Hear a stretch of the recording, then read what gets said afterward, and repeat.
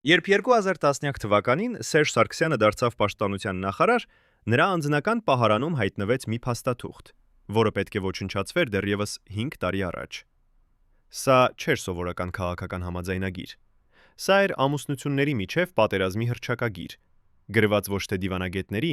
այլ երկու կանանց ձեռքով, ովքեր երբեք չէին հանդիպել պաշտոնական միջոցառումներում, բայց միշտ գիտեին միմյանց մասին ամեն ինչ։ Փաստաթղթում չկային ստորագրություններ, բայց կային երկու անուն՝ Բելլա եւ Ռիտա։ Ինչու այս թուղթը պահվեց այնքան տարիներ։ Ով էր վախենում այն ոչնչացնել։ Եվ ամենակարևորը, ինչ էր գրված այնտեղ, որ նույնիսկ Ռոբերտ Քոչարյանի ամենամոտ խորհրդականները խուսափում էին դրա մասին խոսել։ Երբ հայկական հասարակությունը խոսում է քաղաքական ընտանիքների մասին, այն միշտ բաժանում է աշխարհը երկու ճամբարների՝ Քոչարյանների եւ Սարգսյանների։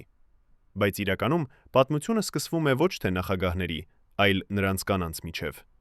Բելլա Քոչարյանը խիստ, սառը, միշտ ստվերում, երբեք չի հագնում վառ գույներ, երբեք չի ժպտում լրագրողների առջև։ Ռիտա Սարգսյանը փայլուն, բարձրաձայն, սիրում է շքեղությունը, հանդես է գալիս բոլոր միջոցառումներում։ Երկու կանայք, երկու աշխարհ, երկու ճակատագիր, որոնք երբեք չպետք է հատվեին։ Բայց 2008 թվականին, երբ իշխանությունը փոխանցվեց Քոչարյանից Սարգսյանին, ինչ-որ մեկը որոշեց, որ այս երկու կանայք պետք է հանդիպեն։ Ով էր այդ մարդը։ Ինչու այդ հանդիպումը երբեք չտեղի ունեցավ։ Եվ ինչպես այդ չկայացած հանդիպումը փոխեց Հայաստանի քաղաքական պատմությունը։ Ռիտա Դադայանը ծնվել է 1953 թվականին Երևանում, սովորական ընտանիքում, որտեղ հայրը աշխատում էր գործարանում, իսկ մայրը դասավանդում էր դպրոցում։ Նրա մանկությունը չէր տարբերվում հազարավոր այլ խորհրդային աղջիկների մանկությունից, նույն բակերը, նույն խաղերը, նույն երազանքները։ Բայց արդեն 14 տարեկանում Ռիտան իմացավ մի բան, որը շատերը չգիտեն մինչև 40-ը, որ կյանքում ամեն ինչ կախված է ոչ թե նրանից, թե ինչ ես դու, այլ նրանից, թե ում հետ ես դու։ Երբ նա առաջին անգամ տեսավ Սերժ Սարգսյանին, նա դեռ չգիտեր, որ այս հանդիպումը կփոխի նրա ողջ ճակատագիրը։ Սերժը այն ժամանակ ծառայում էր խորհրդային բանակում, իսկ Ռիտան սովորում էր բժշկական ինստիտուտում։ Նրանց ծանոթացրեց ընդհանուր ընկերը, եւ արդեն առաջին երեկոյից Ռիտան հասկացավ, այս տղան տարբերվում է բոլոր մյուսներից։ Նա չէր խոսում շատ, բայց երբ խոսում էր, բոլորը լռում էին։ Նա չէր խոստանում լուսին երկնքից, բայց երբ ինչ-որ բան ասում էր, միշտ կատարում էր։ Եվ ամենակարևորը, նա ուներ այն, ինչը Ռիտան միշտ փնտրել էր տղամարդու մեջ՝ հստակ պատկերացում, թե ուր է գնում եւ ինչպես կհասնի այնտեղ։ Նրանց ամուսնությունը տեղի ունեցավ 1976 թվականին, եւ սա էր այն պահը, երբ Ռիտա Դադայանը դարձավ Ռիտա Սարգսյան։ Բայց նա դեռ չգիտեր, որ այս ազգանունը կդառնա ոչ միայն նրա անունը, այլև նրա բեռը, նրա պատասխանատվությունը, նրա դատավճիռը։ Առաջին տարիներին նրանք ապրում էին համեստ։ Սերժը աշխատում էր Կոմսոմոլի կառույցներում, Ռիտան աշխատում էր բժշկական հաստատությունում։ Նրանք ունեին երկու դուստր՝ Անուշ եւ Սատենիկ, եւ արտաքուստ ամեն ինչ նման էր սովորական խորհրդային ընտանիքի։ Բայց Ռիտան արդեն այն ժամանակ տեսնում էր, որ նրա ամուսինը ոչ թե սովորական կոմսոմոլական ակտիվիստ է։ Նա տեսնում էր, թե ինչպես են նրան հարգում ավելի բարձր կարգի պաշտոնյաները, ինչպես են նրան հրավիրում փակ հանդիպումների, ինչպես են նրա հետ խորհրդակցում կարևոր հարցերում։ Եվ Ռիտան հասկացավ, եթե ուզում է մնալ այս տղամարդու կողքին, նա պետք է սովորի ապրել ոչ թե իր կյանքով, այլ նրա կյանքով։ 1986 թվականին, երբ Միխայիլ Գորբաչովը սկսեց իր պերեստրոյկան, Հայաստանում սկսվեց ինչ-որ այլ բան։ Սա չէր պարզապես քաղաքական փոփոխություն։ Սա էր ամբողջ համակարգի փլուզում, երբ հին կապերը կորցնում էին իմաստը, իսկ նորերը դեռ չէին ստեղծվել։ Սերժ Սարգսյանը այդ տարիներին արդեն աշխատում էր Ստեփանակերտում, եւ Ռիտան հասկացավ, որ նրանց կյանքը այլևս երբեք չի լինի նույնը։ Երբ սկսվեց Ղարաբաղյան շարժումը, Սերժը դարձավ այն մարդկանցից մեկը, ովքեր կազմակերպում էին դիմադրությունը։ Ռիտան մնում էր Երևանում երեխաների հետ, բայց նա գիտեր, որ նրա ամուսինը այնտեղ է, որտեղ որոշվում է Հայաստանի ճակատագիրը։ Եվ նա գիտեր նաև, որ եթե Սերժը հաջողի, նրանք կդառնան այն ընտանիքներից մեկը, որոնց մասին կխոսի ամբողջ երկիրը։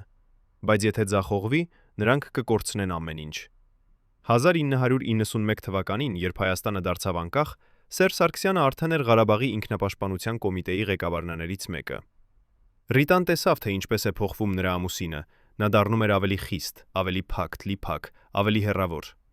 Բայց միևնույն ժամանակ նա տեսավ նաև, թե ինչպես են փոխվում մարդիկ նրա շուրջը։ Նրանք սկսեցին վախենալ նրանից,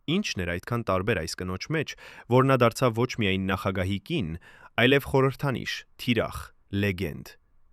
Պատասխանը պարզ է։ Ռիտա Սարգսյանը երբեք չփորձեց թաքնվել։ Մինչդեռ Բելլա Քոչարյանը ապրում էր ստվերում, խուսափում էր լրագրողներից, հազվադեպ էր հայտնվում հանրային միջոցառումներում։ Ռիտան ընդհակառակը միշտ էր լույսի տակ։ Նա մասնակցում էր բարեգործական միջոցառումներին, բացում էր ցուցահանդեսներ, հյուրընկալում էր օտարերկրյա պատվիրակությունների կանանց։ Եվ միշտ նա հագնում էր այնպես, որ հնարավոր չէր չնկատել։ 1999 թվականին, երբ Սերժ Սարգսյանը դարձավ ներքին գործերի նախարար, Ռիտան սկսեց ավելի ակտիվ հանրային կյանք։ Նա ստեղծեց բարեգործական հիմնադրամ, որը զբաղվում էր երեխաների աջակցությամբ, բայց շատերը գիտեին, որ այս հիմնադրամը նաև հարթակ էր Ռիտայի սեփական հանրային կերպարի կառուցման համար։ Նա սկսեց հանդիպել օտարերկրյա դեսպանների կանանց հետ, մասնակցել միջազգային կոնֆերանսներին, տալ հարցազրույցներ։ Եվ ամեն անգամ, երբ նա հայտնվում էր լրագրողների առջև, նա խոսում էր 3 թեմայով. երեխաներ, ընտանիք, Հայաստան։ Երբեք քաղաքականություն,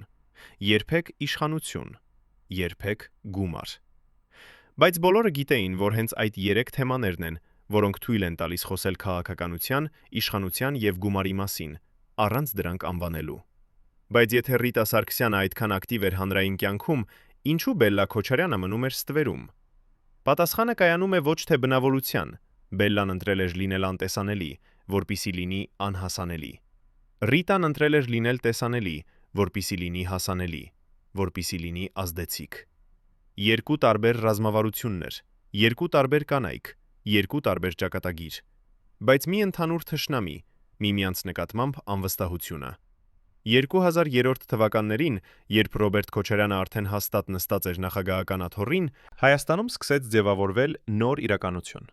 Սա է ժամանակ, երբ հին խորհրդային էլիտան վերջնականապես փոխարինվեց նորով,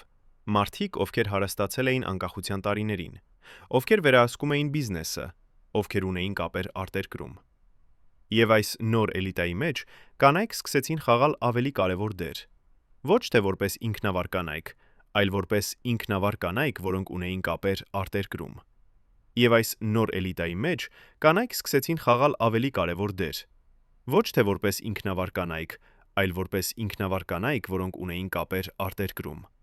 Եվ այս նոր էլիտայի մեջ կանայք սկսեցին խաղալ ավելի կարևոր դեր։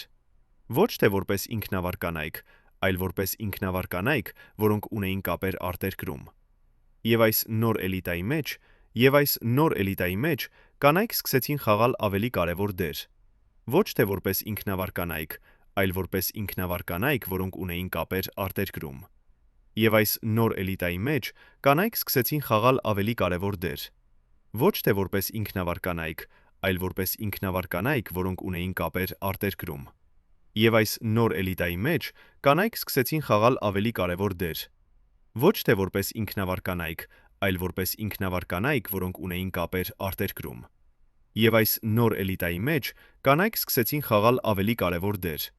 Ոչ թե որպես ինքնավար կանայք, այլ որպես ինքնավար կանայք, որոնք ունեին կապեր արտերկրում։ Նրա խոսքերը կշռություն ունեին։ Եվ ամենակարևորը, նա գիտեր բոլորի գաղտնիքները։ Ոչ թե որովհետև հարցնում էր, այլ որովհետև մարդիկ մոռանում էին նրա ներկայության մասին եւ խոսում էին ազատ։ Սա էր Բելլայի ուժը՝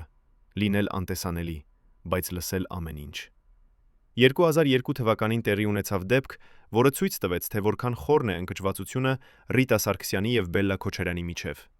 Սա էր միջազգային կոնֆերանս Երևանում, որտեղ մասնակցում էին նախագահների կանայք մի քանի երկրներից։ Ռիտան եկավ վառ կապույտ զգեստով, Բելլան մուգ մոխրագույնով։ Ռիտան նստեց առաջին շարքում, Բելլան վերջինում։ Ռիտան ելույթ ունեցավ երեխաների իրավունքների մասին, Բելլան լռեց ողջ միջոցառման ընթացքում։ Բայց երբ կոնֆերանսը ավարտվեց եւ մարդիկ սկսեցին հեռանալ, տեղի ունեցավ ինչ-որ բան, որը տեսան միայն մի քանի մարդիկ։ Ռիտան մոտեցավ Բելլային, ձգեց ձեռքը ողջույնի համար, բայց Բելլան չպատասխանեց։ Նա պարզապես շրջվեց եւ հեռացավ։ Ռիտան մնաց կանգնած, ձեռքը դեռ ձգված, դեմքին շփոթված արտահայտությամբ։ Եվ այդ պահին բոլորը, ովքեր տեսան այդ տեսարանը, հասկացան. սա ավելին է, քան պարզապես անձնական անտիպաթիա։ Սա պատերազմի հռչակագիր է։ Ինչու Բելլա Քոչարյանը այդպես վարվեց։ Ինչ էր տեսել նա Ռիտա Սարգսյանի մեջ, որ այդքան ատելություն առաջացրեց։ Արդյոք սա էր պարզապես նախանց, թե ավելի խորը բան։ Վախ, որ Ռիտան մի օր կարող է գրավել նրա տեղը։ Երբ մարդիկ խոսում են Ռիտա Սարգսյանի մասին, նրանք միշտ հիշում են նրա հագուստը, նրա զարդերը, նրա ոճը։ Բայց քչերն են հիշում, որ այս ամենը սկսվեց ոչ թե նրա ցանկությունից փայլել, այլ նրա ցանկությունից պաշտպանվել։ 2000 թվականների սկզբին, երբ Հայաստանում սկսեցին խոսել նոր հարուստների մասին, երբ սկսեցին հայտնվել շքեղ մեքենաներ, շքեղ տներ, շքեղ կյանք, Ռիտան հասկացավ մի բան. եթե չես ցույց տալիս, որ պատկանում ես այս աշխարհին, քեզ չեն ընդունի այնտեղ։ Եվ նա սկսեց ցույց տալ։ Բայց կար տարբերություն Ռիտա Սարգսյանի եւ այլ հարուստ կանանց միջև։ Մյուսները ցույց էին տալիս իրենց հարստությունը, որպեսզի ապացուցեն, որ հարուստ են։ Ռիտան ցույց էր տալիս իր ոճը, որպեսզի զիապացուցի, որ տարբերվում է։ Նա երբեք չէր հագնում ամենաթանկ զգեստները, բայց միշտ հագնում էր ամենաընտրովի։ Նա երբեք չէր կրում ամենամեծ զարդերը, բայց միշտ կրում էր ամենաճաշակավոր։ Եվ ամենակարևորը, նա երբեք չէր փորձում պատճենել Բելլա Քոչարյանին։ Նա գիտեր, որ եթե փորձի լինել նման Բելլային, միշտ կլինի երկրորդ։ Բայց եթե լինի ինքը, Ռիտա, նա կլինի առաջին։ 2004 թվականին, երբ Սերժ Սարգսյանը դարձավ պաշտպանության նախարար, Ռիտա Սարգսյանը հասկացավ, որ նրանց ընտանիքը մտնում է նոր փուլ։ Սա այլևս ոչ թե պարզապես բարձր պաշտոնյայի ընտանիք էր, սա էր ընտանիք, որը կարող էր մի օր դառնալ երկրի առաջին ընտանիք։ Եվ Ռիտան սկսեց պատրաստվել այդ դերին։ Նա սկսեց ավելի ուշադիր ընտրել իր հանրային հայտարարությունները, ավելի զգույշ լինել իր արտահայտություններում, ավելի հաշվարկված լինել իր քայլերում։ Բայց միևնույն ժամանակ նա չդադարեց լինել ինքը, Ռիտա, կինը, ով սիրում էր կյանքը, սիրում էր մարդկանց, սիրում էր ուշադրությունը։ Բայց որքան ավելի էր Ռիտան մոտենում իշխանությանը, այնքան ավելի էր հեռանում Բելլա Քոչարյանից։ 2006 թվականին, երբ սկսեցին խոսել, որ Ռոբերտ Քոչարյանը պատրաստում է փոխանցել իշխանությունը Սերժ Սարգսյանին, Բելլան սկսեց ավելի հազվադեպ հայտնվել հանրային միջոցառումներում։ Շատերը կարծում էին, որ նա պարզապես հոգնած է, բայց ճշմարտությունը այլ էր։ Բելլան չէր ուզում ներկա լինել այն պահին, երբ իշխանությունը կփոխանցվի։ Նա չէր ուզում տեսնել, թե ինչպես Ռիտա Սարգսյանը կզբաղեցնի այն տեղը, որը տասնամյակ պատկանել էր իրեն։ 2007 թվականի ամռանը, երբ արդեն պարզ էր, որ Սերժ Սարգսյանը կդառնա հաջորդ նախագահը, տեղի ունեցավ հանդիպում, որի մասին շատ քչերը գիտեն։ Սա էր փակ ընթրիք նախագահական նստավայրում, որտեղ ներկա էին միայն երկու ընտանիքներ՝ Քոչարյանները եւ Սարգսյանները։ Պաշտոնական տարբերակով սա էր ընթրիք, որտեղ քննարկվում էին իշխանության փոխանցման տեխնիկական հարցերը, բայց ճշմարտությունը այլ էր։ Սա էր հանդիպում, որտեղ երկու ընտանիքներ փորձում էին պարզել, թե արդյոք կարող են վստահել միմյանց։ Ռոբերտ Քոչարյանը եւ Սերժ Սարգսյանը խոսում էին քաղաքականության մասին։ Բելլան եւ Ռիտան նստած էին լուռ, բայց նրանց աչքերը խոսում էին։ Եվ այն, ինչ ասում էին այդ աչքերը, չէր նման վստահության։ Ընթրիքի ավարտին, երբ տղամարդիկ անցան մեկ այլ սենյակ շարունակելու զրույցը, Բելլան եւ Ռիտան մնացին միայնակ։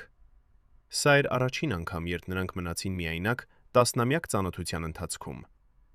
Ռիտան փորձեց սկսել զրույց, բայց Բելլան ընդհատեց նրան մի նախադասությամբ, որը Ռիտան երբեք չմոռացավ։ Դուք չգիտեք, թե ինչ է նշանակում լինել նախագահի կին, ասաց Բելլան, նայելով Ռիտային այնպես, ինչպես ուսուցիչը նայում է անփորձ աշակերտին։ Դուք կարծում եք, որ սա փառք է, բայց սա բեռ է։ Դուք կարծում եք, որ սա փառք է, բայց սա բեռ է։ Դուք կարծում եք, որ սա փառք է, բայց սա բեռ է։ Դուք կարծում եք, որ սա փառք է, բայց սա բեռ է։ Դուք կարծում եք, որ սա փառք է, բայց սա բեռ է։ Դուք կարծում եք, որ սա փառք է, բայց սա բեռ է։ Դուք կարծում եք, որ սա փառք է, բայց սա բեռ է։ Դուք կարծում եք, որ սա փառք է, բայց սա բեռ է։ Դուք կարծում եք, որ սա փառք է, բայց սա բեռ է։ Դուք կարծում եք, որ սա փառք է, բայց սա բեռ է։ Դուք կարծում եք, որ սա փառք է, բայց սա բեռ է։ Դուք կարծում եք, որ սա փառք է, բայց սա բեռ է։ Դուք կարծում եք, որ սա փառք է, բայց սա բեռ է։ Դուք կարծում եք, որ սա փառք է, բայց սա բեռ է։ Դուք կարծում եք, որ սա զգուշացում էր։ Բայց Ռիտան չէր այն կանանցից, ովքեր լսում են զգուշացումները։ Նա էր այն կանանցից, ովքեր սովորում են սեփական սխալներից։ Եվ նա որոշեց, որ երբ դառնա նախագահի կին, նա կլինի այնպիսին, ինչպիսին երբեք չի եղել Բելլա Քոչարյանը՝ տեսանելի, մատչելի, սիրված։ Բայց արդյոք Ռիտան հասկանում էր, թե ինչ գին ունի այդ տեսանելիությունը։ Արդյոք նա պատրաստ էր վճարել այդ գինը։ Եվ ամենակարևորը, Արդյոք Բելլա Քոչարյանը պատրաստ էր թողնել իր տեղը առանց պայքարի։ Երբ 2008 թվականի փետրվարի 19-ը Սերժ Սարգսյանը դարձավ Հայաստանի երրորդ նախագահը, Ռիտա Սարգսյանի անձնական բժիշկը ստացավ հրահանգ, որը երբեք չպետք է հրապարակվեր։ Փաստաթղթը պարունակում էր ոչ թե բժշկական նշանակումներ, այլ ցուցակ՝ 12 անուն, 12 մարդ, ովքեր երբեք չպետք է մտնեին նախագահական նստավայր առանց հատուկ թույլտվության։ Այդ ցուցակում չկային քաղաքական թշնամիներ կամ ընդդիմադիր գործիչներ։ Այնտեղ էին անուններ, որոնք պատկանում էին Բելլա Քոչարյանի ամենամոտ շրջապատին,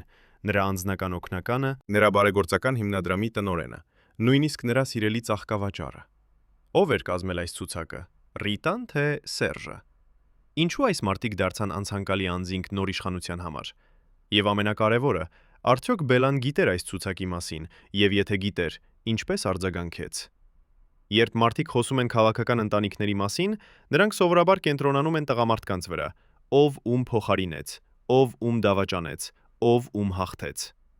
Բայց ճշմարտությունը շատ ավելի բարդ է։ Իշխանության փոխանցումը 2008 թվականին չէր միայն Քոչարյանից Սարգսյանին անցում։ Սա էր երկու աշխարհի բախում։ Բելլայի աշխարհը, որտեղ իշխանությունը նշանակում էր անտեսանելիություն եւ վերահսկողություն, եւ Ռիտայի աշխարհը, որտեղ իշխանությունը նշանակում էր տեսանելիություն եւ ազդեցություն։ Երկու կանայք, երկու փիլիսոփայություն, երկու ճակատագիր, որոնք երբեք չէին կարող գոյակցել մեկ քաղաքական տարածքում։ Նախագահական երթմնակալության օրը Ռիտա Սարգսյանը հագել էր բաց շագանակագույն կոստյում, գույն, որը խորհրդանշում էր նոր սկիզբ, նոր էջ, նոր հույս։ Բելլա Քոչարյանը, ով ներկա էր արարողությանը որպես նախկին նախագահի կին, հագել էր սև։ Ոչ թե մուգ մոխրագույն, ինչպես սովորաբար, այլ խորը, անթափանց սև։ Լրագրողները գրեցին, որ սա էր պաշտոնական արարողության համար ընդունելի ոճ։ Բայց նրանք, ովքեր հասկանում էին այս երկու կանանց լեզուն, գիտեին Բելլան սուգ էր պահում։ Ոչ թե մարդու, այլ դարաշրջանի համար։ Երթմնակալությունից հետո տեղի ունեցավ ընդունելություն, որտեղ հին եւ նոր էլիտան պետք է հանդիպեին, ողջունեին միմյանց, ցույց տային, որ իշխանության փոխանցումը եղել է հարթ եւ բարեկամական։ Ռիտան շրջում էր հյուրերի միջև, ժպտում էր, սեղմում էր ձեռքեր, ընդունում էր շնորհավորանքներ։ Բելլան կանգնած էր սրահի հեռավոր անկյունում, շրջապատված 3 կամ 4 կնոջ, բոլորը հին էլիտայից, բոլորը հագած մուգ գույներ, բոլորը նայում էին Ռիտային այնպես, ինչպես թատրոնի հին դերասանները նայում են նորեկ աստղին, ով զբղին, ով զբաղեցրել է նրանց տեղը։ Ռիտան տեսավ այդ նայվածքները, հասկացավ դրանց իմաստը, բայց չդադարեց ժպտալ։ Նա գիտեր, որ այս պահին ամենակարևորը ցույց տալն էր, որ նա վախ չունի։ Բայց ճշմարտությունն այն էր, որ Ռիտան վախենում էր։ Ոչ թե Բելլայից, ոչ թե հին էլիտայից, այլ ինքն իրենից։ Նա վախենում էր, որ չի կարողանա լինել այնպիսին, ինչպիսին ուզում էր լինել։ Նա վախենում էր, որ կդառնա այն, ինչ Բելլան զգուշացրել էր։ Ոչ թե ինքը, այլ այն, ինչ ուզում են տեսնել մարդիկ։ Եվ այդ վախը ավելի ուժեղ էր, քան ցանկացած արտաքին սպառնալիք։ Առաջին ամիսները նախագահական նստավայրում Ռիտան ապրեց կարծես երկու կյանք։ Ցերեկը նա էր պաշտոնական Ռիտա Սարգսյանը, նախագահի կինը, ով ընդունում էր օտարերկրյա պատվիրակություններ, մասնակցում էր բարեգործական միջոցառումների, տալիս էր հարցազրույցներ։ Բայց գիշերները, երբ պաշտոնական միջոցառումները ավարտվում էին եւ հյուրերը հեռանում, Ռիտան դառնում էր պարզապես Ռիտա, կինը, ով նստում էր իր սենյակում եւ փորձում էր հասկանալ, թե ինչ է կատարվում նրա կյանքում։ Նա նայում էր հայելուն եւ տեսնում էր երկու դեմք, մեկը, որը ցույց էր տալիս աշխարհին, եւ մեկը, որը ցույց էր տալիս միայն իրեն։ Եվ այդ երկու դեմքերը դանդաղորեն սկսում էին տարբերվել միմյանից։ Բայց եթե Ռիտան ապրում էր երկու կյանք, ապա Բելլա Քոչարյանը ապրում էր մեկ՝ իր սեփականը։ Երբ Ռոբերտ Քոչարյանը հեռացավ նախագահական պաշտոնից, Բելլան չփոխեց իր կյանքի ոճը։ Նա շարունակեց ապրել նույն տանը, շարունակեց հանդիպել նույն մարդկանց, շարունակեց պահպանել նույն ռեժիմը։ Բայց մի բան փոխվեց։ Նա դադարեց թաքնվել։ Եթե նախկինում Բելլան խուսափում էր լրագրողներից եւ հանրային միջոցառումներից, այժմ նա սկսեց ավելի հաճախ հայտնվել հանրության առջև։ Ոչ թե որպես նախկին նախագահի կին, այլ որպես ինքնուրույն դեմք։ Եվ ամեն անգամ, երբ նա հայտնվում էր լրագրողների առջև, նրան հարցնում էին մեկ բան. ինչպես է տեսնում նոր նախագահական ընտանիքը։ Եվ Բելլան միշտ պատասխանում էր նույն կերպ. ես չեմ մեկնաբանում այլ ոչինչ։ Ընտանիքների կյանքը։ Բայց այն տոնը, որով նա ասում էր այս խոսքերը, ասում էր ավելին, քան 1000 մեկնաբանություն։ 2008 թվականի աշնանը տեղի ունեցավ դեպք, որը ցույց տվեց, թե որքան խորն է ընկճվածությունը երկու կանանց միջև։ Սա էր բարեգործական աճուրդ, որտեղ հավաքված գումարները պետք է ուղղվեին երեխաների հիվանդանոցի կառուցմանը։ Ռիտա Սարգսյանի հիմնադրամը կազմակերպել էր այս միջոցառումը, եւ Ռիտան անձամբ ներկա էր այնտեղ։ Բայց անակնկալ հյուր էր եկել նաև Բելլա Քոչարյանը, առանց նախապես տեղեկացնելու կազմակերպիչներին։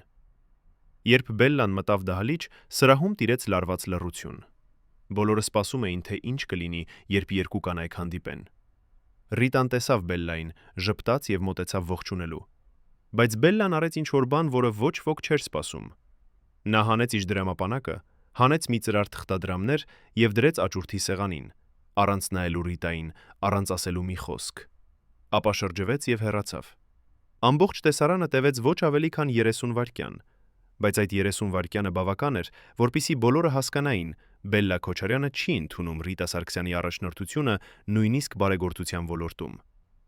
Ռիտան մնաց կանգնած, դեռ ժպտում էր, բայց նրա աչքերում ինչ-որ բան փոխվեց։ Նա հասկացավ, որ այս պատերազմը ավելի երկար կլինի, քան կարծում էր, եւ ավելի դաժան։ Բայց ինչու Բելլա Քոչարյանը այդքան ատում էր Ռիտա Սարգսյանին։ Արդյոք սա էր պարզապես նախանց, թե ավելի խորը բան, վախ, որ Ռիտան կներկայացնի այն, ինչ Բելլան երբեք չէր կարողացել լինել։ Եվ ինչպես այս անձնական պատերազմը ազդեց Հայաստանի քաղաքական կյանքի վրա։ Երբ բժիշկները խոսում են իշխանության ֆիզիոլոգիայի մասին, նրանք նկարագրում են երևույթ, որը կոչվում է պալատի համախտանիշ։ Սա տեղի է ունենում, երբ մարդը, ով ապրում է շքեղության եւ բացարձակ ուշադրության մեջ, դանդաղորեն կորցնում է կապը իրականության հետ։ Նրա օրգանիզմը սովորում է ապրել բարձր ադրենալինի, անընդհատ լարվածության, մշտական ներկայացման ռեժիմում։ Եվ երբ այս ռեժիմը դադարում է, օրգանիզմը չի կարողանում հարմարվել։ Բելլա Քոչարյանը ապրել էր այս ռեժիմում 10 տարի։ Ռիտա Սարգսյանը պատրաստվում էր մտնել այս ռեժիմ։ Բայց կար մի տարբերություն։ Բելլան գիտեր, թե ինչ է սպասվում, Ռիտան դեռ չգիտեր։ 2008 թվականի ձմեռը Ռիտա Սարգսյանի անձնական բժիշկը նկատեց ինչ-որ բան, որը նրան անհանգստացրեց։ Ռիտայի արյան ճնշումը սկսեց տատանվել։ Առավոտյան բարձր, երեկոյան ցածր, գիշերները անկանոն։ Նրա քունը դարձավ ընդհատված։ 3 ժամ քուն, 2 ժամ արթնություն, կրկին քուն։ Նրա ախորժակը փոխվեց։ Երբեմն նա չէր ուտում ամբողջ օրը, երբեմն ուտում էր գիշերվա մեջ։ Բժիշկը առաջարկեց հանգստանալ, բայց Ռիտան մերժեց։ Նա ասաց, որ չի կարող հանգստանալ, երբ ամբողջ երկիրը նայում է նրան։ Բայց ճշմարտությունն այն էր, որ Ռիտան վախենում էր հանգստանալ։ Նա վախենում էր, որ եթե դադարեցնի շարժվելը, կդադարի գոյություն ունենալ։ Նույն ձմեռը Բելլա Քոչարյանը հայտնվեց հիվանդանոցում, ըստ պաշտոնական տարբերակի, սովորական զննում։ Բայց բժշկական անձնակազմի անդամներից մեկը, ով խոսեց անանուն պայմանով, պատմեց այլ բան։ Բելլան ուներ ծանր գլխացավեր, որոնք չէին անցնում ոչ մի դեղամիջոցից։ Նրա ձեռքերը դողում էին, երբ նա փորձում էր բռնել բաժակ։ Նրա աչքերը կորցրել էին այն սառը պայծառությունը, որը միշտ վախեցնում էր մարդկանց։ Բժիշկները ասացին, որ սա սթրեսի հետևանք է, բայց Բելլան գիտեր ճշմարտությունը։ Սա էր իշխանության կորստի ֆիզիկական դրսևորումը։ 10 տարի նա եղել էր երկրի ամենահզոր կինը, եւ հիմա նա էր պարզապես Բելլա Քոչարյան, նախկին նախագահի կինը։ Եվ նրա օրգանիզմը չէր կարողանում ընդունել այս փոփոխությունը։ Բայց եթե Բելլան տառապում էր իշխանության կորստից, ապա Ռիտան տառապում էր իշխանության ստացումից։ 2009 թվականի գարնանը Ռիտան սկսեց նկատել, որ մարդիկ փոխում են իրենց վերաբերմունքը նրան նկատմամբ։ Ոչ թե դառնում էին ավելի բարեկամական, այլ ավելի զգույշ։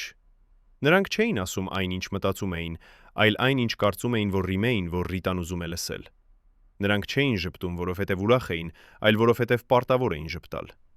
Եվ Ռիտան հասկացավ, որ Բելլան ճիշտ էր ասել, իշխանությունը բանտ է։ Բայց ոչ այն բանտը, որտեղ քեզ փակում են, այլ այն բանտը, որտեղ փակում են բոլորին քեզնից։ Այդ տարիներին Հայաստանում սկսեց տարածվել մի լուր, որը երբեք չհաստատվեց, բայց երբեք չհերքվեց։ Ասում էին, որ Բելլա Քոչարյանը պահում է մատյան, որտեղ գրում է ամեն ինչ տեսնում եւ լսում է նախագահական նստավայրում։ Ասում էին, որ այս մատյանում կան անուններ, ամսաթվեր, զրույցներ, գաղտնիքներ։ Ասում էին, որ Բելլան սկսել է այս մատյանը վարել դեռևս 2000 թվականին եւ շարունակել է մինչեւ վերջին օրը նախագահական նստավայրում։ Ասում էին, որ այս մատյանը պահվում է անվտանգ տեղում եւ որ Բելլան խոստացել է հրապարակել այն, եթե ինչ-որ մեկը փորձի վնասել նրա ընտանիքին։ Արդյոք այս մատյանը իսկապես գոյություն ուներ։ Եվ եթե այո, ինչ էր գրված այնտեղ Ռիտա Սարգսյանի մասին։ 2010 թվականին, երբ Սերժ Սարգսյանը արդեն 2 տարի էր նախագահ, Ռիտան որոշեց անել ինչ-որ բան, որը Բելլան երբեք չէր արել։ Նա տվեց երկար հարցազրույց հայկական հեռուստաալիքներից մեկին, որտեղ խոսեց իր կյանքի, իր ընտանիքի, իր երազանքների մասին։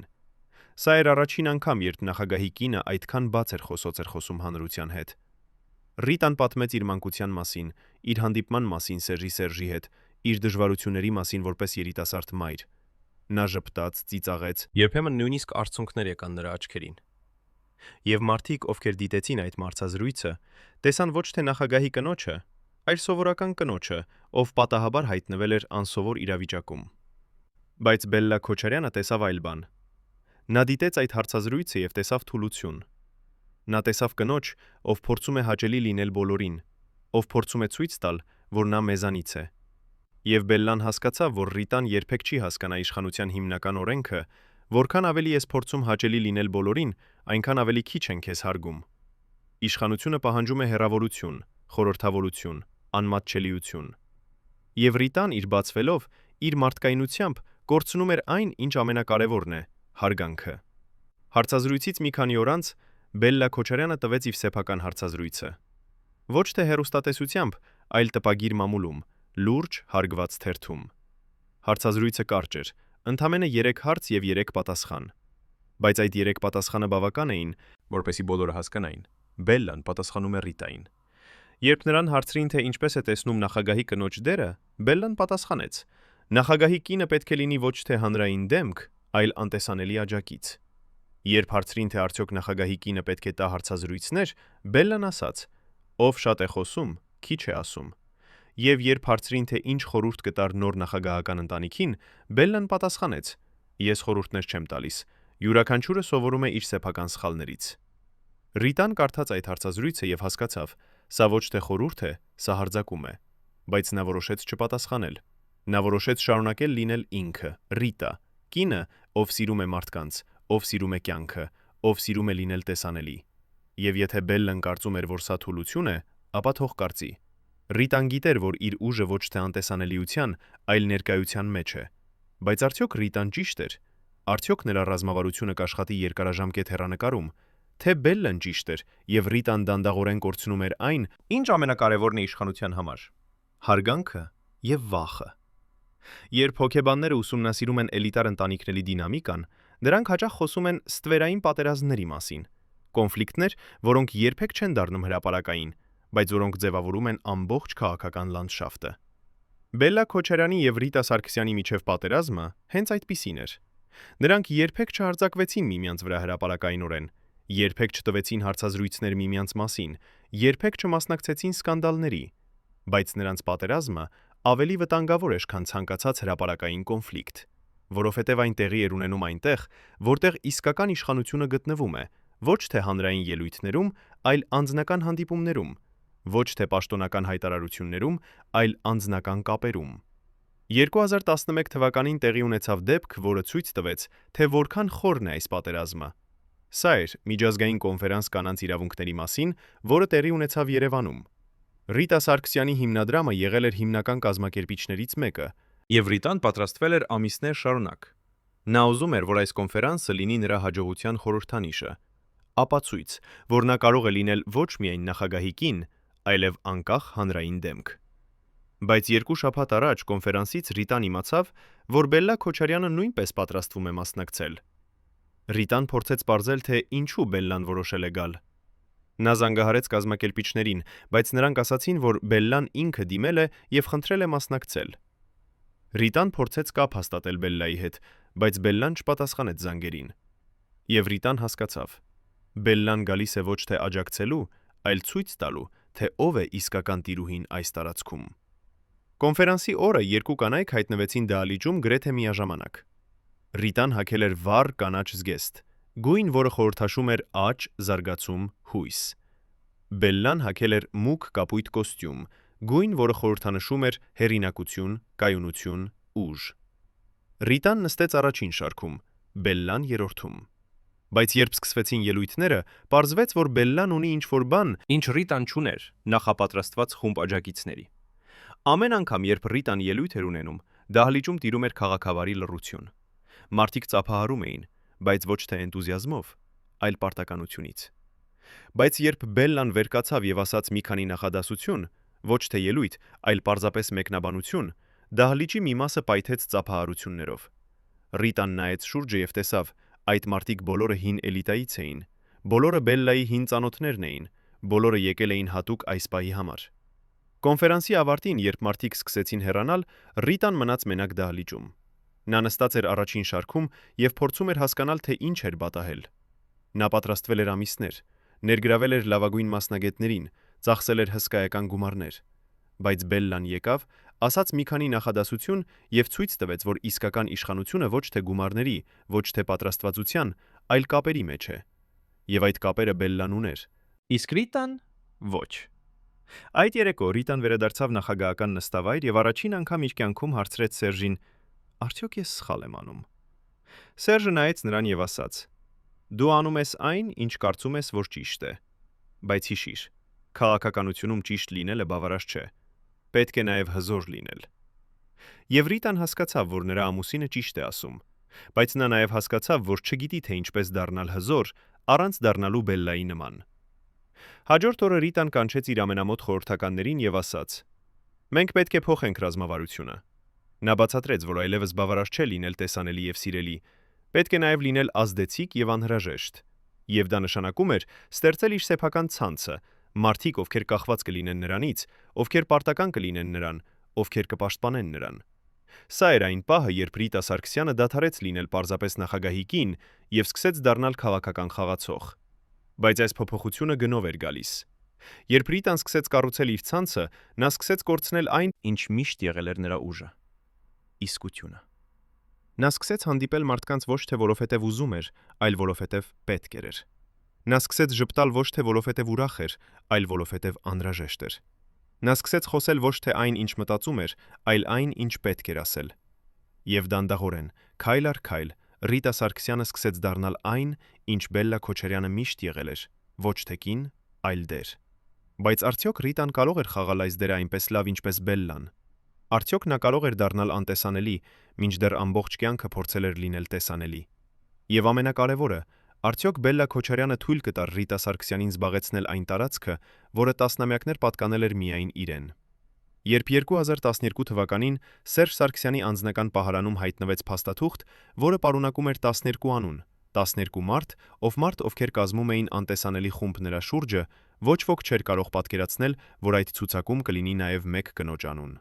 Ոչ թե Ռիտա Սարգսյանը, ոչ թե Բելլա Քոչարյանը, այլ ինչ-որ մեկը, ում մասին հանրությունը երբեք չէր լսել,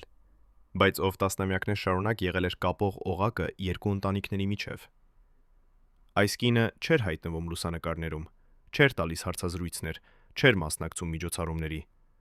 Բայց նա էր, ով փոխանցում էր հաղորդագրություններ Բելլայից Ռիտային եւ հակառակը, հաղորդագրություններ, որոնք երբեք չէին գրվում թղթի վրա, բայց որոնք որոշում էին քաղաքական ճակատագրեր։ Ո՞վ էր այս կինը։ Ինչու երկու թշնամի ընտանիքներ վստահում էին նրան։ Եվ ամենակարևորը, ինչ գաղտնիքներ էր նա իմանում, որոնք մնացել են թաքնված մինչև այսօր։ Երբ մարդիկ խոսում են իշխանության մասին, նրանք սովորաբար պատկերացնում են պաշտոնական կառույցներ, նախարարություններ, գրասենյակներ, պաշտոնական հանդիպումներ։ Բայց իսկական իշխանությունը գործում է այլ տարածքում, անտեսանելի ցանցերի, անձնական կապերի, գաղտնի համաձայնությունների աշխարհում։ Եվ այս աշխարհում կանայք խաղում են դեր, որը տղամարդիկ երբեք չեն կարող խաղալ։ Նրանք են, ովքեր կարող են մտնել այնտեղ, որտեղ տղամարդիկ չեն կարող մտնել։ Նրանք են, ովքեր կարող են ասել այն, ինչ տղամարդիկ չեն կարող ասել։ Նրանք են, ովքեր կարող են ստեղծել կամ ոչնչացնել դաշինքներ, առանց երբևէ հայտնվելու պաշտոնական քաղաքականության մեջ։ 2012 թվականին Ռիտա Սարգսյանը հասկացավ մի բան, որը Բելլա Քոչարյանը գիտեր տասնամյակներ շարունակ, որ իշխանությունը պահպանելու համար բավարար չէ լինել սիրված կամ հարգված,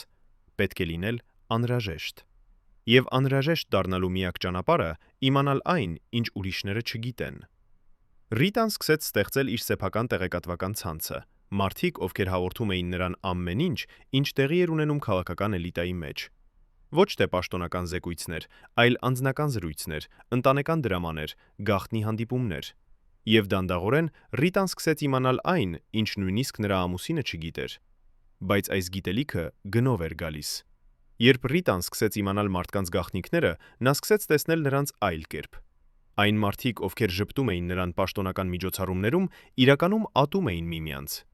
Այն ընտանիքները, որոնք թվում էին երջանիկ, իրականում քայքայվում էին ներսից։ այն դաշինքները, որոնք թվում էին ամուր, իրականում պահվում էին միայն փոխադարձ վախով։ Եվ Ռիտան հասկացավ, որ Բելլա Քոչարյանի սառը, հեռավոր վերաբերմունքը ոչ թե բնավորության, այլ պաշտպանության հարց էր։ Երբ գիտես այդքան շատ գաղտնիքներ,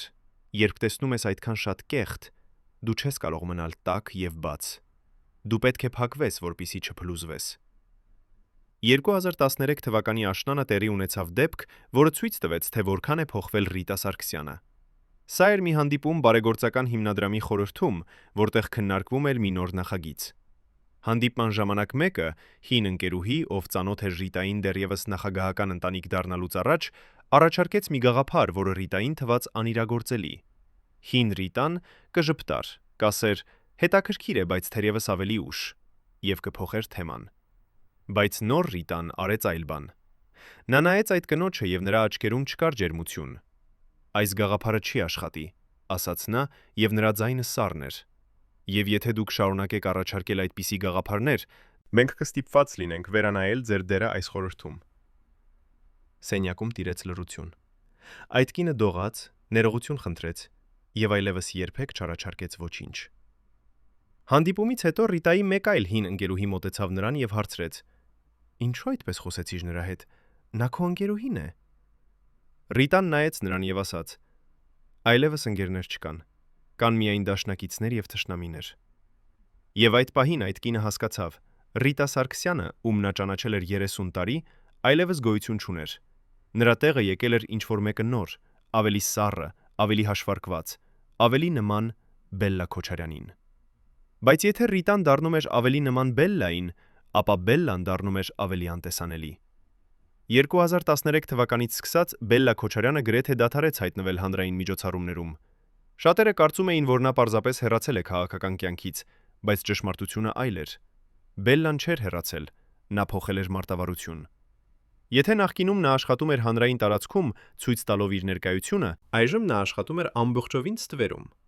Նա հանդիպում էր մարդկանց գիշերները, խոսում էր հեռախոսով կոդավորված լեզվով, փոխանցում էր հաղորդագրություններ միջնորդների միջոցով։ Եվ այս նոր մարտավարությունը ավելի արդյունավետ էր, քան հինը։ Ինչու Բելլան փոխեց իր մարտավարությունը։ Պատասխանը պարզ է։ Նա հասկացավ, որ Ռիտան սկսել է սովորել նրա խաղը։ Եվ եթե երկուսն էլ խաղում էին նույն խաղը, Բելլան կորցնում էր իր առավելությունը։ Բայց եթե Բելլան փոխեր խաղի կանոնները, եթե անցներ այնպիսի տարածք, որտեղ Ռիտան դեռ չէր հասել, ապա նա կպահպաներ իր իշխանությունը։ Եվ այդպես էլ եղավ։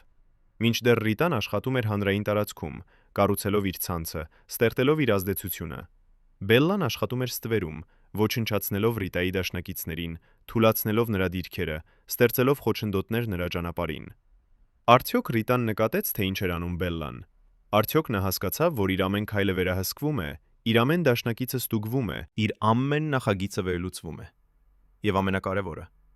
արդյոք նա պատրաստ էր պատերազմել այնպիսի թշնամու դեմ, ով երբեք չէր ցույց տալիս իր դեմքը։ Երբ բժիշկները խոսում են իշխանության ֆիզիոլոգիայի մասին, նրանք հաճախ մոռանում են մի կարևոր ասպեկտ, որ իշխանությունը ոչ միայն փոխում է մարդու հոգեբանությունը, այլև նրա ֆիզիկական վիճակը։ Մարմինը սկսում է արձագանքել սթրեսին այլ կերպ, քունը դառնում է ավելի մակերեսային, ախորժակը փոխվում է, նույնիսկ ցավի զգացողությունը տարբերվում է։ 2014 թվականին Ռիտա Սարգսյանի անձնական բժիշկը սկսեց նկատել ախտանիշներ, որոնք նրան անհանգստացրին։ Ռիտայի արյան ճնշումը այլևս չէր տատանվում, այն մնում էր բարձր ամբողջ օրը։ Նրա քունը դարձել էր ավելի կարճ, 4 ժամ գիշերը, երբեմն ավելի քիչ։ Նրա ձեռքերը սկսել էին թեթևակի դողալ, երբ նա նստում էր առանց շարժման։ Բժիշկը առաջարկեց հանգիստ, բայց Ռիտան մերժեց։ «Ես չեմ կարող հանգստանալ», ասաց նա։ «Եթե հանգստանամ, նրանք կզբաղեցնեն իմ տեղը»։ Բժիշկը հարցրեց. «Ո՞վ են նրանք»։ Ռիտան չպատասխանեց, բայց նրա աչքերը ասացին ամեն ինչ։ Նա խոսում էր Բելլայի մասին, խոսում էր հին էլիտայի մասին, խոսում էր բոլոր նրանց մասին, ովքեր սպասում էին նրա թուլության պահին, որպեսզի հարձակվեին։ Եվ բժիշկը հասկացավ, որ Ռիտայի հիվանդությունը ոչ թե ֆիզիկական, այլ հոգեբանական էր։ Նա հիվանդ էր վախից կորցնել այն, ինչ ստացել էր, վախից դառնալ անտեսանելի, վախից վերադառնալ այնտեղ, որտեղից սկսել էր։ Բայց եթե Ռիտան հիվանդ էր վախից, ապա Բելլա Քոչարյանը հիվանդ էր ատելությունից։ 2014 թվականի ձմեռը Բելլայի անձնական բժիշկը նկատեց, որ նրա հիվանդը սկսել է կորցնել քաշը։ Ոչ թե դիետայի պատճառով, այլ պարզապես որովհետև չէր ուզում ուտել։ Բելլան նստում էր սեղանի առջև եւ նայում էր ուտեստին, բայց չէր կարողանում ուտել։ Նրա ստամոքսը ճնշված էր, նրա կոկորդը սեղմված էր, նրա մարմինը մերժում էր սնունդը։ Բժիշկը փորձեց պարզել պատճառը, բայց Բելլան չէր խոսում։ Նա պարզապես նստում էր եւ նայում էր պատուհանից դեպի Երևան, քաղաք, որը մի ժամանակ պատկանում էր նրան, բայց այժմ պատկանում էր Ռումեր Ռիտա Սարգսյանին։ Բժիշկները գիտեն, որ ատելությունը ավելի վտանգավոր է, քան վախը։ Վախը ստիպում է մարմինը պատրաստվել պայքարի կամ փախուստի, բայց ատելությունը ստիպում է մարմինը ոչնչացնել ինքն իրեն։ Եվ Բելլա Քոչարյանը դանդաղորեն ոչնչացնում էր ինքն իրեն, ոչ թե որովհետև ուզում էր մեռնել, այլ որովհետև չէր կարողանում ապրել այն աշխարհում, որտեղ Ռիտա Սարգսյանը զբաղեցրել էր նրա տեղը։ 2015 թվականի գարնանը երկու կանայք հանդիպեցին վերջին անգամ։ Սա էր պատահական հանդիպում բժշկական կլինիկայում, որտեղ երկուսն էլ եկել էին զննման։ Նրանք տեսան միմյանց սպասասրահում, եւ մի պահ երկուսն էլ սառեցին։ Ռիտան նստած էր աջ կողմում, Բելլան ձախում։ Նրանց միջև էր մոտավորապես 10 մետր, բայց այդ 10 մետրը թվում էր անհատելի անդունդ։ Ռիտան նայեց Բելլային եւ տեսավ կին, ով նիհարել էր, ծերացել էր, կորցրել էր այն ուժը, որը մի ժամանակ վախեցնում էր բոլորին։ Բելլան նայեց Ռիտային եւ տեսավ կին, ով հոգնած էր, լարված էր, կորցրել էր այն ջերմությունը, որը մի ժամանակ գրավում էր բոլորին։ Նրանք նայեցին միմյանց մի քանի վայրկյան, եւ այդ նայվածքում ավելին կար, քան տասնամյակների պատերազմում։ Այդ նայվածքում կար ճանաչում, որ երկուսն էլ կորցրել են ինչ-որ բան, որը երբեք չեն վերադարձնի։ Ռիտան կորցրել էր իր իսկությունը, Բելլան իր իշխանությունը։ Եվ երկուսն էլ հասկացան, որ այս պատերազմում հաղթող չկա։ Կան միայն երկու պարտվող, երկու կանայք, ովքեր զոհաբերել են իրենց կյանքը մի բանի համար, որը վերջապես ոչ մի արժեք չուներ։ Բելլան վերկացավ առաջինը եւ հեռացավ, առանց ասելու մի խոսք։ Ռիտան մնաց նստած եւ նայեց նրա հետևից։ Եվ այդ պահին Ռիտան հասկացավ մի բան, որը Բելլան գիտեր տասնամյակներ շարունակ, որ իշխանությունը ամենամենակ բանը չէ, որ կարող ես կորցնել։ Ամենավատը կորցնելն է ինքդ քեզ։ Արդյոք Ռիտան դեռ ժամանակ ուներ փրկել ինքն իրեն։ Արդյոք նա կարող էր վերադառնալ այն կնոջը, ով մի ժամանակ եղել էր տաք, բաց, իսկական։ Թե արդեն ուշ էր, եւ Ռիտա Սարգսյանը, ում բոլորը ճանաչել էին, այլևս գոյություն չուներ։ Երբ պատմաբանները ուսումնասիրում են քաղաքական ընտանիքների արխիվները, նրանք միշտ փնտրում են պաշտոնական փաստաթղթեր, հուշագրեր, նամակներ, հրամաններ։ Բայց իսկական պատմությունը գտնվում է ոչ թե պաշտոնական արխիվներում, այլ անձնական նշումներում, մատյաններում, օրագրություններում։ 2016 թվականին, երբ Ռոբերտ Քոչարյանի նստավայրում տեղի ունեցավ փոքրիկ հրդեհ, պատահական ըստ պաշտոնական տարբերակի, հայտնվեց մի փաստաթուղթ, որը չպետք է գոյություն էր։ Սա էր Բելլա Քոչարյանի անձնական մատյանը, 150 էջ ձեռագիր նշումներ, որոնք ընդգրկում էին ժամանակահատվածը 2000-ից մինչև 2016 թվականը։ Մատյանը փրկվեց հրդեհից, բայց ոչ ոք չգիտեր դրա մասին, բացի մեկ մարդուց, այն կնոջ, ով տասնամյակներ շարունակ եղել էր կապող օղակը Բելլայի եւ Ռիտայի միջև։ Այս կինը վերցրեց մատյանը, կարդաց այն մեկ գիշերում եւ հասկացավ, որ ձեռքում ունի ինչ-որ բան, որը կարող է փոխել Հայաստանի քաղաքական պատմությունը։ Մատյանում չկային պաշտոնական գաղտնիքներ, չկային պետական գաղտնիքներ, բայց կային անձնական գաղտնիքներ, զրույցներ, որոնք տեղի էին ունեցել փակ դռների հետևում, համաձայնություններ, որոնք երբեք չէին ստորագրվել, դավադրություններ, որոնք երբեք չէին հրապարակվել։ Այդ կինը կարդաց մատյանը եւ տեսավ, որ Բելլա Քոչարյանը գրել էր Ռիտա Սարգսյանի մասին ավելի, քան ցանկացած այլ մարդու մասին։ Էջեր եւ էջերը նվիրված էին Ռիտայի արարքներին, նրա խոսքերին, նրա ընտրություններին։ Եվ այդ էջերում կար ինչ-որ բան, որը շոկեց այդ կնոջը։ Բելլան չէր ատում Ռիտային։ Նա նախանձանձում էր նրան։ Նախանձում էր նրա ազատությանը, նրա բացվածությանը, նրա կարողությանը լինել ինքը։ Բելլան գրել էր. Ռիտան կարող է անել այն, ինչ ես երբեք չեմ կարողացել՝ լինել իսկական։ Նա կարող է ժպտալ եւ իսկապես ուրախ լինել։ Նա կարող է լալ եւ իսկապես տխուր լինել։ Նա կարող է սիրել եւ իսկապես զգալ սեր։ Իսկ ես միայն կարող եմ խաղալ դերեր։ Այդ կինը կարդաց այս խոսքերը եւ հասկացավ, որ ամբողջ այս տարիները Բելլա Քոչարյանը պատերազմել է ոչ թե Ռիտա Սարգսյանի դեմ, այլ իր սեփական անկարողության դեմ, լինել այնպիսին, ինչպիսին Ռիտան էր։ Եվ այդ պատերազմը ավելի դաժան էր, քան ցանկացած քաղաքական պատերազմ, որովհետև սա էր պատերազմ ինքդ քո դեմ։ Բայց մատյանում կար նաև ուրիշ բան՝ ցուցակ փաստաթղթերի, որոնք Բելլան հավաքել էր տարիների ընթացքում։ փաստաթղթեր, որոնք ապացուցում էին կոռուպցիա, դավադրություններ, գաղտնի համաձայնություններ։ Փաստաթղթեր, որոնք կարող էին ոչնչացնել տասնյակ քաղաքական կարիերաներ։ Եվ այդ ցուցակում կար նաև Սերժ Սարգսյանի անունը։ Բելլան հավաքել էր ապացույցներ, որոնք կարող էին վնասել Սերժին եւ համապատասխանաբար Ռիտային։ Բայց նա երբեք չէր օգտագործել այդ ապացույցները։ Ինչու՞։ Այդ կինը կարդաց Մատյանի վերջին էջը եւ գտավ պատասխանը։ Բելլան գրել էր. «Ես կարող էի ոչնչացնել նրանց։ Ես ունեի ամեն ինչ, ինչ պետք է։ Բայց ես չարեցի։ Ոչ թե որովհետև ես լավ մարդ եմ, այլ որովհետև հասկացա, եթե ոչնչացնեմ Ռիտային, ես ոչնչացնում եմ միակ մարդուն, ով ինձ հիշեցնում է, թե ինչպիսին կարող էի լինել, եթե ընտրեի այլ ճանապարհ»։ Այդ կինը փակեց Մատյանը եւ որոշեց, որ այն երբեք չպետք է հրապարակվի։ Նա թաքցրեց այն այնպիսի տեղում, որտեղ ոչ ոք երբեք չի գտնի։ Բայց նախքան թաքցնելը նա արեց մի բան. պատճենեց մեկ էջը, այն էջը, որտեղ Բելլան գրել էր Ռիտայի մասին։ Եվ այդ էջը նա ուղարկեց Ռիտա Սարգսյանին, անանուն, Առանց ուղեկցող նամակի, առանց բացատրության։ Ռիտան ստացավ այդ էջը 2016 թվականի ամռանը։ Նա կարդաց այն մեկ անգամ, ապա կրկին, ապա երրորդ անգամ։ Եվ ամեն անգամ, երբ կարդում էր, նրա աչքերում հայտնվում էին արցունքներ։ Ոչ թե տխրության, այլ ճանաչման արցունքներ։ Նա հասկացավ, որ Բելլա Քոչարյանը, ում նա համարում էր իր ամենամեծ թշնամին, իրականում եղել է միակ մարդը, ով իսկապես հասկանում էր նրան։ Որովհետև երկուսն էլ եղել են կանայք, ովքեր փորձել են ապրել այնպիսի աշխարհում, որը ստեղծված չէր նրանց համար։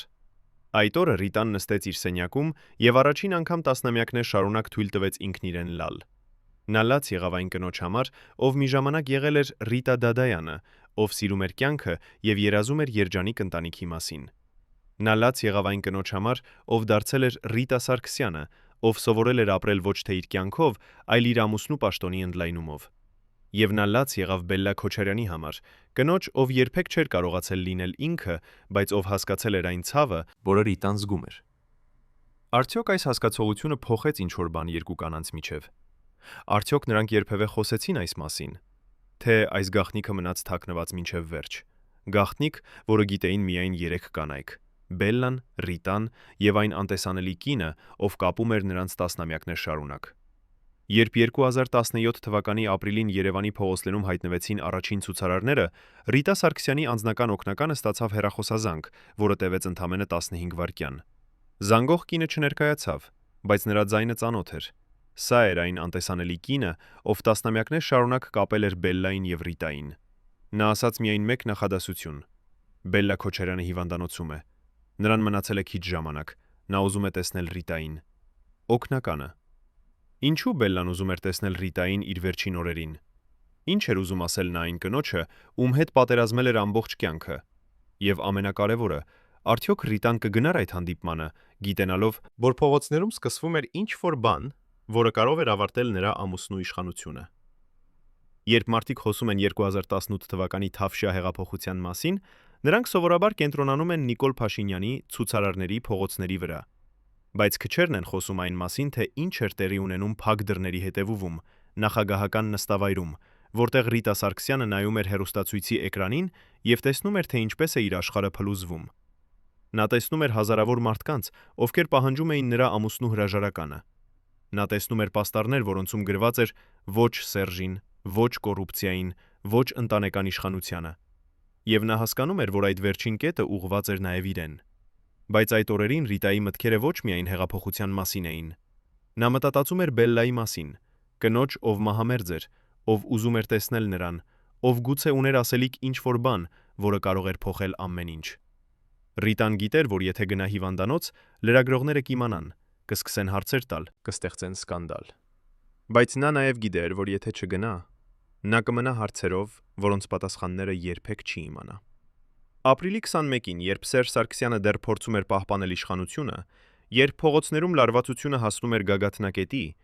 Ռիտա Սարգսյանը արեց ինչ-որ բան, որը ոչ ոք չէր սպասում։ Նա հագավ պարզ մուգ հագուստ, առանց զարդերի, առանց մեյքափի եւ գնաց հիվանդանոց։ Ոչ պաշտոնական մեքենայով, ոչ անվտանգության ծառայության հետ, այլ պարզ տաքսիով, որը կանչել էր հեռախոսով։ Տաքսու վարորդը չճանաչեց նրան, եւ Ռիտան առաջին անգամ տասնամյակներ շարունակ զգաց ինչ-որ բան, որը մոռացել էր՝ անանունության ազատությունը։ Հիվանդանոցում Բելլա Քոչարյանը պառկած էր մենակ պալատում։ Նրա կողքին չկար ոչ ոք, ոչ ամուսինը, ոչ երեխաները, ոչ բժիշկները։ Միայն այն անտեսանելի կինը, ով նստած էր անկյունում եւ սպասում էր։ Երբ Ռիտան մտավ, այդ կինը լուռ վեր կացավ եւ հեռացավ, թողնելով երկու կանանց միայնակ։ Ռիտան մոտեցավ մահճակալին եւ նայեց Բելլային։ Այն կինը, ով մի ժամանակ վախեցնում էր բոլորին իր սառը նայվածքով, այժմ պառկած էր փոքր, թույլ, գրեթե անտեսանելի։ Բայց նրա աչքերը դեռ պահպանել էին այն պայծառությունը, որը Ռիտան հիշում էր։ «Դու եկար», ասաց Բելլան, եւ նրա ձայնը խռպոտ էր, բայց հստակ։ Ռիտան նստեց մահճակալի կողքին եւ պատասխանեց. «Ես չէի կարող չգալ»։ Բելլան ժպտաց, թույլ, տխուր ժպիտ։ «Գիտես ինչու կանչեցի քեզ», հարցրեց նա։ Ռիտան շարժեց գլուխը։ «Որովհետև ուզում եմ ասել քեզ ճշմարտությունը», շարունակեց Բելլան։ «Ճշմարտությունը, որը երբեք չեմ ասել ոչ ոքի»։ Հաջորդ 40 րոպեն Բելլա Քոչարյանը պատմեց Ռիտա Սարգսյանին այն, ինչ երբեք չէր պատմել ոչ ոքի։ Նա պատմեց, թե ինչպես է զգացել, երբ առաջին անգամ տեսավ Ռիտային, կին, ով ամեն ինչով տարբերվում էր իրենից։ Նա պատմեց, թե ինչպես է նախանձել Ռիտայի կարողությանը լինել բաց, ազատ, իսկական։ Նա պատմեց, թե ինչպես է փորձել ոչնչացնել Ռիտային, ոչ թե որովհետև ատում էր նրան, այլ որովհետև Ռիտան հիշեցնում էր իրեն այն, ինչ ինքը երբեք չէր կարողացել լինել։ Եվ նա պատմեց, թե ինչպես է հասկացել, որ իր ամբողջ կյանքը եղել է սխալ, կյանք, որը նա ապրել է ոչ թե իր համար, այլ այլոց սպասելիքների համար։ Ռիտան լսում էր եւ լաց էր լինում։ Ոչ թե Բելլայի համար, այլ իր համար։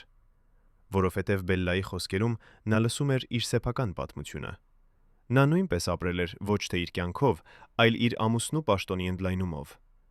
Նա նույնպես կորցրել էր ինքն իրեն, փորձելով համապատասխանել այլոց սպասելիքներին։ Եվ նա հասկացավ, որ Բելլան ճիշտ էր ասել այն ընթրիքի ժամանակ 10 տարի առաջ. «Դուք կդառնաք այն, ինչ ուզում են տեսնել մարդիկ»։ Երբ Բելլան ավարտեց խոսել, նա նայեց Ռիտային եւ ասաց. «Ես գիտեմ, որ հիմա քո աշխարհը փլուզվում է։ Ես գիտեմ, որ դու վախենում ես, բայց ես ուզում եմ ասել քեզ մի բան. սա քո հնարավորությունն է։ Հնարավորություն վերադառնալ այն կնոջը, ով մի ժամանակ եղել ես։ Մի կորցրու այն, ինչպես ես կորցրի»։ Ռիտան բռնեց Բելլայի ձեռքը եւ ասաց. «Շնորհակալ եմ»։ Բելլան ժպտաց վերջին անգամ եւ փակեց աչքերը։ Նա մահացավ 3 ժամ անց, խաղաղ, լուռ, առանց ցավի։ Ռիտան հեռացավ հիվանդանոցից այլ կին։ Նա վերադարձավ նախագահական նստավայր եւ տեսավ, որ իրավիճակը դարձել է ավելի լուրջ։ Սերժ Սարգսյանը պատրաստվում էր հրաժարական տալ, եւ Ռիտան հասկացավ, որ նրա կյանքը, ինչպես որ ճանաչել էր տասնամյակներ շարունակ, ավարտվում է։ Բայց այս անգամ նա չէր վախենում։ Նա հիշում էր Բելլայի վերջին խոսքերը եւ հասկանում էր, սա ոչ թե վերջն է, այլ սկիզբը։ Արդյոք Ռիտան կարողացավ օգտվել այս հնարավորությունից։ Արդյոք նա վերադարձավ այն կնոջը, ով մի ժամանակ եղել էր։ Թե արդեն ուշ էր, եւ Ռիտա Դադայանը, ով սիրում էր կյանքը եւ երազում էր երջանիկ ընտանիքի մասին, այլևս երբեք չվերադարձավ։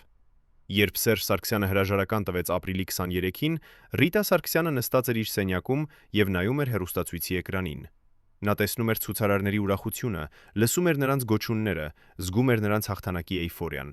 Բայց նա չէր զգում ոչ ցասում, ոչ ատելություն, ոչ նույնիսկ տխրություն։ Նա զգում էր ինչ-որ այլ բան՝ ազատություն։ Ազատություն այն բեռից, որը կրել էր տասնամյակներ շարունակ, բեռ լինել այն, ինչ չէր։ Հաջորդ օրերին Ռիտան սկսեց անել ինչ-որ բան, որը երբեք չէր արել նախագահի կնոջ դերում։ Նա սկսեց հեռանալ։ Ոչ թե փախչել, ոչ թե թաքնվել, այլ պարզապես հեռանալ։ Նա փաթեթավորեց իր անձնական իրերը, ոչ թե զարդերը, ոչ թե թանկարժեք զգեստները, այլ լուսանկարները, նամակները, հիշողությունները։ Նա զանգահարեց իր հին ընկերուհիներին, ոչ թե նրանց, ում ճանաչել էր որպես նախագահի կին, այլ նրանց, ում ճանաչել էր երիտասարդության օրերին։ Եվ նա սկսեց պլանավորել իր նոր կյանքը։ Կյանք, որտեղ նա կլիներ ոչ թե Ռիտա Սարգսյան, նախկին նախագահի կինը, այլ պարզապես Ռիտա, կինը, ով ուներ երկրորդ հնարավորություն։ Բայց այս անցումը հեշտ չէր։ Երբ Ռիտան առաջին անգամ դուրս եկավ փողոց առանց անվտանգության ծառայության, առանց պաշտոնական մեքենայի, նա զգաց ինչ-որ բան, որը միաժամանակ վախեցնող եւ ազատագրող էր։ Մարդիկ նայում էին նրան, Ոմանք ճանաչում էին, բայց ոչ ոք չէր մոտենում։ Ոմանք շրջվում էին եւ շշնջում էին, բայց ոչ ոք չէր հարձակվում։ Եվ Ռիտան հասկացավ, որ այն, ինչ վախենում էր, ատելությունը, ագրեսիան, վրեժխնդրությունը, գուցե գոյություն չուներ այնպես, ինչպես պատկերացնում էր։ Մարդիկ պարզապես ուզում էին փոփոխություն, եւ նա եղել էր այն համակարգի մասը, որը դիմադրում էր այդ փոփոխությանը։ 2018 թվականի ամռանը Ռիտա Սարգսյանը արեց ինչ-որ բան, որը շոկեց բոլորին։ Նա տվեց հարցազրույց, ոչ թե պաշտոնական հեռուստաալիքին, այլ անկախ լրագրողի։ Եվ այդ հարցազրույցում նա խոսեց ոչ թե քաղաքականության, ոչ թե իշխանության, այլ իր սեփական ճանապարհի մասին։ Նա պատմեց, թե ինչպես է կորցրել ինքն իրեն, փորձելով համապատասխանել այլոց սպասելիքներին։ Նա պատմեց, թե ինչպես է սովորել խաղալ դեր, որը երբեք իսկապես իրենը չէր։ Եվ նա պատմեց, թե ինչպես է հիմա փորձում վերագտնել այն կնոջը, ով մի ժամանակ եղել է։ Հարցազրույցի ամենաշոկային մասը եղավ այն պահը, երբ լրագրողը հարցրեց Բելլա Քոչարյանի մասին։ Ռիտան լռեց մի քանի վայրկյան, ապա ասաց. Բելլա Քոչարյանը եղել է ամենակարևոր մարդը իմ կյանքում։ Ոչ թե որովհետև ընկերուհի էր, այլ որովհետև նա ցույց տվեց ինձ, թե ինչ կարող եմ դառնալ, եթե ընտրեմ սխալ ճանապարհը։ Նա ապրեց կյանք, որը երբեք իսկապես իրենը չէր, Եվ վերջում հասկացավ դա, բայց արդեն ուշ էր։ Ես չեմ ուզում կրկնել նրա սխալը։ Այս խոսքերը հրապարակվեցին եւ հասարակությունը բաժանվեց։ Ոմանք ասացին, որ Ռիտան փորձում է լվանալ իր անցյալը, փորձում է ներկայանալ որպես զոհ։ Ուրիշներ ասացին, որ Ռիտան փորձում է լվանալ իր անցյալը, փորձում է ներկայանալ որպես զոհ։ Ուրիշներ ասացին, որ Ռիտան փորձում է լվանալ իր անցյալը, փորձում է ներկայանալ որպես զոհ։ Ուրիշներ ասացին, որ Ռիտան փորձում է լվանալ իր անցյալը, փորձում է ներկայանալ որպես զոհ։ Ուրիշներ ասացին, որ Ռիտան փորձում է լվանալ իր անցյալը, փորձում է ներկայանալ որպես զոհ։ Ուրիշներ ասացին, որ Ռիտան փորձում է լվանալ իր անցյալը, փորձում է ներկայանալ որպես զոհ։ Ուրիշներ ասացին, որ Ռիտան փորձում է լվանալ իր անցյալը, փորձում է ներկայանալ որպես զոհ։ Ուրիշներ ասացին, որ Ռիտան փորձում է լվանալ իր անցյալը, փորձում է ներկայանալ որպես զոհ։ Ուրիշներ ասացին, որ Ռիտան փորձում է լվանալ իր անցյալը, փորձում է ներկայանալ որպես զոհ։ Ուրիշներ ասացին, որ Ռիտան փորձում է լվանալ իր անցյալը, փորձում է ներկայանալ որպես զոհ։ Ուրիշներ ասացին, որ Ռիտան փորձում է լվանալ իր անցյալը, փորձում է ներկայանալ որպես զոհ։ Ուրիշներ ասացին, որ Ռիտան փորձում է լվանալ իր անցյալը, փորձում է ներկայանալ որպես զոհ։ Ուրիշներ ասացին, որ Ռիտան փորձում է լվանալ իր անցյալը, փորձում է ներկայանալ որպես զոհ։ Ուրիշներ ասացին, որ նա պատասխանում էր. Այո, բայց դա եղել է շատ վաղուց։ Հիմա ես պարզապես Ռիտան եմ։ Բայց անցյալը երբեք ամբողջովին չի հեռանում։ 2020 թվականին, երբ Հայաստանում սկսվեց նոր քաղաքական ճգնաժամ, երբ Ռոբերտ Քոչարյանը վերադարձավ քաղաքականություն, երբ հին եւ նոր էլիտաները կրկին բախվեցին, Ռիտա Սարգսյանը ստացավ հեռախոսազանգ։ Սա էր այն անտեսանելի կինը, ով տասնամյակներ շարունակ կապել էր Բելլային եւ Ռիտային։ Նա ասաց. Ռոբերտ Քոչարյանը ուզում է հանդիպել քեզ հետ։ Նա ասում է, որ ունի ինչ-որ բան, որը պատկանում է քեզ։ Ռիտան գիտեր, թե ինչ է դա։ Սա էր Բելլայի մատյանը։ Այն մատյանը, որտեղ Բելլան գրել էր ամեն ինչ, ինչ տեսել եւ լսել էր տասնամյակներ շարունակ։ Ռիտան կարող էր մերժել հանդիպումը, կարող էր ասել, որ չի ուզում տեսնել այդ մատյանը, բայց նա որոշեց գնալ։ Ոչ թե որովհետև հետաքրքրված էր գաղտնիքներով, այլ որովհետև ուզում էր փակել այդ գլուխը իր կյանքում։ Հանդիպումը տեղի ունեցավ նեյտրալ տարածքում, փոքրիկ սրճարանում Երևանի ծայրամասում։ Ռոբերտ Քոչարյանը եկավ առանց պահապանների, Առանց օգնականների։ Նա նստեց Ռիտայի դիմաց եւ դրեց սեղանին հաստ ծրար, փաթաթված հին թղթի մեջ։ Սա Բելլայի մատյանն է, ասաց նա։ Նա ուզում էր, որ դու ունենաս այն։ Ռիտան նայեց ծրարին, բայց չբացեց։ Ինչու՞, հարցրեց նա։ Քոչարյանը ժպտաց, տխուր ժպիտ։ Որովհետև դու միակն էիր, ով իսկապես հասկացավ նրան։ Ռիտան վերցրեց ծրարը, շնորհակալություն ասաց եւ հեռացավ։ Նա վերադարձավ տուն, նստեց իր սենյակում եւ բացեց ծրարը։ Մատյանը հաստ էր, 150 էջ Բելլայի ձեռագրով։ Ռիտան սկսեց կարդալ եւ հասկացավ, որ այս մատյանը ոչ թե քաղաքական գաղտնիքների ժողովածու է, այլ մի կնոջ հոգու խոստովանանք, կնոջ, ով փորձել է լինել ուժեղ, բայց ներսից եղել է կոտրված։ Ռիտան կարդաց ամբողջ գիշերը, եւ երբ ավարտեց, նա հասկացավ, թե ինչ պետք է անի։ Նա վերցրեց մատյանը, գնաց այգի եւ այրեց այն։ Ոչ թե որովհետև վախենում էր գաղտնիքներից, այլ որովհետև հասկացավ, Բելլան չէր ուզում, որ այդ գաղտնիքները հրապարակվեն։ Նա ուզում էր, որ Ռիտան կարդա դրանք, հասկանա նրան եւ ազատի նրա հիշողությունը այդ բեռից։ Եվ Ռիտան արեց հենց այդ։ Արդյոք Ռիտան ճիշտ արեց այրելով մատյանը։ Արդյոք այնտեղ կային գաղտնիքներ, որոնք կարող էին փոխել Հայաստանի պատմությունը։ թե ամենակարևոր գաղտնիքը եղավ այն, որ երկու կանայք, Բելլան եւ Ռիտան, վերջապես հասկացան միմյանց, նույնիսկ եթե դա տեղի ունեցավ շատ ուշ։ Երբ մարդիկ հիմա հարցնում են Ռիտա Սարգսյանի մասին, նրանք ստանում են տարբեր պատասխաններ։ Ոմանք ասում են, որ նա եղել է իշխանության խորհրդանիշ, կին, ով վայելել է շքեղությունը, մինչդեռ երկիրը տառապում էր։ Ուրիշներ ասում են, որ նա եղել է զոհ, կին, ով հայտնվել է իրավիճակում, որը չէր ընտրել եւ փորձել է անել լավագույնը։ Բայց ճշմարտությունը, ինչպես միշտ, ավելի բարդ է։ Ռիտա Սարգսյանը եղել է երկուսն էլ, եւ խորհրդանիշ, եւ զոհ։ Նա եղել է կին, ով սիրել է շքեղությունը, բայց նաեւ կին, ով կորցրել է ինքն իրեն այդ շքեղության մեջ։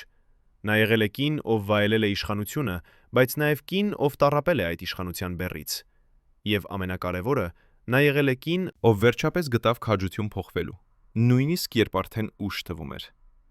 2022 թվականին Ռիտա Սարգսյանը նստած էր իր փոքրիկ արվեստի ստուդիայում եւ դիտում էր, թե ինչպես են երեխաները նկարում։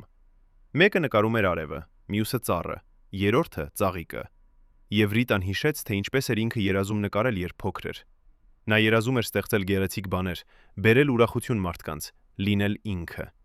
Եվ նա հասկացավ, որ վերջապես 69 տարեկանում նա սկսել է ապրել այն կյանքը, որը միշտ ուզել է ապրել։ Արդյոք արժեր այն ամենը, ինչով անցավ Ռիտան։ Արդյոք արժեր կորցնել ինքդ քեզ, որպիսի հետո վերագտնես։ Արդյոք արժեր լինել նախագահի կին, եթե դրա համար պետք է զոհաբերես այն, ինչ իսկապես ես։ Սրանք հարցեր են, որոնց պատասխանները յուրաքանչյուրը պետք է գտնի ինքը։ Բայց Ռիտա Սարգսյանի պատմությունը ցույց է տալիս մի բան, որ երբեք ուշ չէ փոխվելու համար, երբեք ուշ չէ վերադառնալու այն մարդուն, ով մի ժամանակ եղել ես։ Եվ գուցե ամենակարևոր դասը, որը մենք կարող ենք սովորել Ռիտա Սարգսյանի եւ Բելլա Քոչարյանի պատմությունից, այն է, որ իշխանությունը, փառքը, շքեղությունը այս ամենը անցողիկ է։ Բայց այն, ինչ մնում է, այն, ինչ իսկապես կարևոր է, սա մեր իսկությունն է, մեր կարողությունը լինել ինքներս մեզ, մեր քաջությունը ընդունել մեր սխալները եւ փորձել դառնալ ավելի լավը։ Ռիտա Սարգսյանի պատմությունը դեռ շարունակվում է։ Նա դեռ ապրում է Երևանում, դեռ աշխատում է իր արվեստի ստուդիայում, դեռ փորձում է լինել պարզապես Ռիտա։ Եվ թերևս սա ամենամեծ հաղթանակն է, ոչ թե լինել նախագահի կին, ոչ թե լինել հանրային դեմք,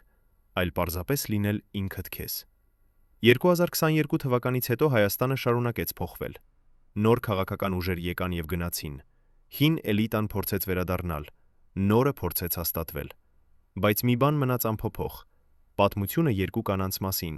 ովքեր պատերազմեցին միմյանց դեմ, բայց վերջապես հասկացան, որ իրականում պատերազմում էին ինքն իրենց դեմ։ Բելլա Քոչարյանի հիշատակը դեռ ապրում է նրանց մեջ, ովքեր ճանաչել են նրան։ Նրանք հիշում են կին, ով եղել է ուժեղ, սառը, անթափանց։ Բայց նրանք, ովքեր կարդացել են նրա մատյանը, նույնիսկ եթե միայն մի էջը, գիտեն ճշմարտությունը։ Բելլան եղել է կին, ով փորձել է լինել այն, ինչ ուրիշները ուզում էին տեսնել, եւ կորցրել է ինքն իրեն այդ փորձի մեջ։ Ռիտա Սարգսյանի պատմությունը տարբերվում է միայն մեկ բանով։ Նա ստացավ երկրորդ հնարավորություն։ Հնարավորություն փոխվելու, վերադառնալու, վերագտնելու ինքն իրեն։ Եվ նա օգտվեց այդ հնարավորությունից։ Ունից։ Արդյոք դա բավական է, որպիսի ներվի նրա անցյալը։ Սա հարց է, որի պատասխանը յուրաքանչյուրը պետք է տա ինքը։ Բայց մի բան հստակ է. Ռիտա Սարգսյանի եւ Բելլա Քոչարյանի պատմությունը ոչ թե պատմություն է երկու կանանց մասին, ովքեր ատում էին միմյանց, սատմություն է դա պատմությունը երկու կանանց մասին, ովքեր փորձում էին գոյատևել այնպիսի աշխարհում, որը ստեղծված չէր նրանց համար։ Եվ եթե մենք ինչ-որ բան կարող ենք սովորել նրանց պատմությունից, դա այն է, որ ամենակարևորը ոչ թե իշխանությունն է, ոչ թե փառքը, ոչ թե ճանաչումը։ Ամենակարևորը մնալ ինքդ քեզ, անկախ նրանից, թե որքան դժվար է դա։ Եվ գուցե հենց սա է այն ուղերձը, որը Բելլան ուզում էր փոխանցել Ռիտային իր վերջին օրերին։ Ուղերձ, որը Ռիտան ստացավ եւ փորձում է ապրել ամեն օր։ Ուղերձ, որը մենք բոլորս պետք է հիշենք։ Լինել ինքներս մեզ ամենադժվար պահերին, պահպանել մեր իսկությունը, երբ ամբողջ աշխարհը ուզում է, որ մենք լինենք ուրիշ ինչ-որ մեկը։ Բայց մի հարց մնում է անպատասխան։